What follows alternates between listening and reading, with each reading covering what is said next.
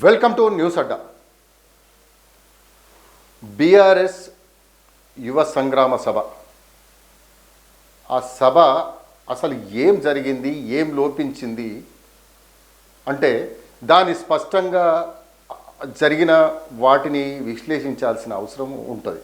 ఎందుకంటే 9.5 ఏళ్ళు పరిపాలించిన బీఆర్ఎస్ వాళ్ళ హయాంలో ఏం జరిగింది, ఏం జరగబోతుంది అనేది కూడా విశ్లేషించుకోవాల్సిన అవసరం అయితే ఉంటుంది. అసలు ఆ సభ ద్వారా ఏం సందేశం ఇవ్వాలనుకున్నారు, అసలు ఏం లోపించింది అంటే 2018లో నిరుద్యోగ భృతి 3,000 రూపాయలు ఇస్తానని చెప్పేసి, అంటే నిరుద్యోగులకు నిరుద్యోగ భృతి ఇస్తానని చెప్పి అప్పుడు ఎన్నికల మేనిఫెస్టోలో పెట్టడం జరిగింది. కానీ తమ హయాంలో ఎప్పుడు కూడా నిరుద్యోగ భృతి గురించి చెప్పలేదు. పైగా ఇప్పుడు నిరుద్యోగ సదస్సు పెట్టారు. సరే, ఓకే, నిరుద్యోగానికి సంబంధించిన అంశాన్ని ప్రధాన ఎజెండాగా తీసుకోవడం యువతలోనైతే ఒక చర్చకు తీసింది అని మనం అనుకుంటాం. మరి అక్కడ కేటీఆర్ ప్రసంగం అయితే ఒక ఉత్తేజితంగా ఉండాలి, కేవలం విమర్శలు ఆరోపణలతో మాత్రమే కొనసాగింది.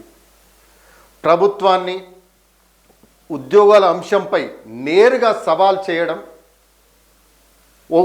ఉండాలి.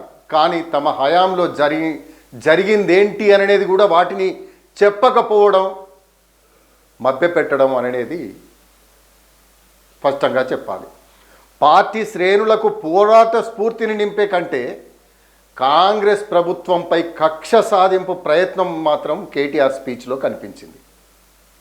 ఒకే అంశంపై ఫోకస్ పెట్టడం వల్ల సభ సందేశం స్పష్టంగా ప్రజల్లోకి వెళ్ళే అవకాశం ఉంటుంది. కానీ తమ హయాంలో జరిగిన వాటిపై కూడా వివరించి ఉంటే బాగుండేది. కానీ ఏం లోపించింది అని మనం అనుకుంటే భవిష్యత్ విజన్ అయితే స్పష్టంగా కనిపించలేదు. ప్రభుత్వంపై విమర్శలతో పాటు మళ్ళీ అవకాశం వస్తే బీఆర్ఎస్ ఏం చేస్తుంది అనే అంశంపై మరింత స్పష్టత ఇచ్చే అవకాశం చేయలేదు. ఆరోపణలకు గణాంకాలు, ఆధారాలు, డాక్యుమెంట్లు చూపించి ఉంటే దాని ప్రభావం అయితే మరింత పెరిగి ఉండేది. ప్రసంగంలో కొన్ని అంశాలు పునరావృతం కావడం వల్ల నిజంగా ఆ స్పీచ్లో కొత్తదనం తగ్గింది అని చెప్పాలి. నిరుద్యోగ యువత నిజ జీవిత కథలు లేదా అనుభవాలు వేదికపై పంచుకొని ఉంటే భావోద్వేగ అనుబంధం పెరిగేది.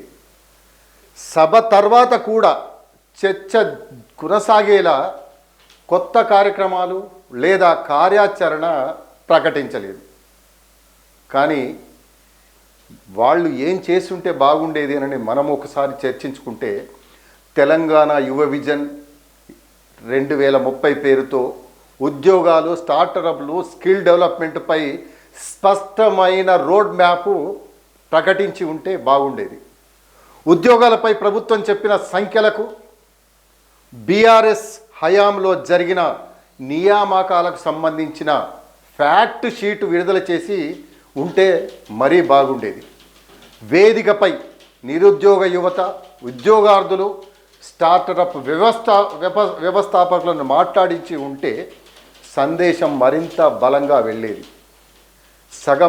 సభ ముగింపులో రాష్ట్ర వ్యాప్తంగా యువజన ఉద్యమ కార్యాచరణ లేదా జిల్లాల వారీగా కార్యక్రమాలను ప్రకటించి ఉంటే కార్యకర్తల్లో మరింత ఉత్సాహం వచ్చేది.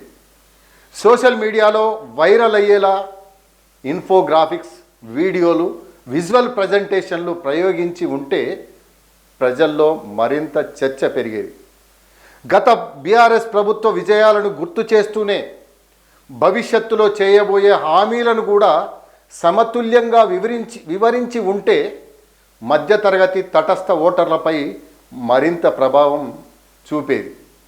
మొత్తంగా ఆ సభకు సంబంధించి మొత్తంగా ఫీడ్బ్యాక్ చూస్తే ఈ సభ కాస్త పార్టీ క్యాడర్నైతే కాంగ్రెస్ ప్రభుత్వాన్ని వ్యతిరేకించే అంశం ప్రధానంగా కనిపించింది. వాళ్ళను దానిపైనే ఉత్తేజపరచడం జరిగింది అనేది చెప్పుకోవాలి. నిరుద్యోగ అంశాన్ని రాజకీయ చర్చలోకి తీసుకురావడం ఒకటైతే, తాము ఎన్ని ఉద్యోగాలు ఇచ్చామో చెప్పలేక సభను మాత్రం జరపాలనుకున్నారు, జరిపింప చేశారు. అయితే ప్రభుత్వంపై విమర్శలతో పాటు స్పష్టమైన భవిష్యత్ కార్యాచరణ, ఆధారాలతో కూడిన వాదనలు, కొత్త రాజకీయ కార్యక్రమాల ప్రకటన ఉంటే సభ దాని ప్రభావం మరింత విస్తృతంగా ఉండేది. అయితే సభలో నిరుద్యోగుల పేరుతో కొందరు యువకులను మాట్లాడించడం పెద్ద మైనస్గా మారిందని చెప్పాలి. ఇది యువ సంగ్రామ సభకు సంబంధించింది.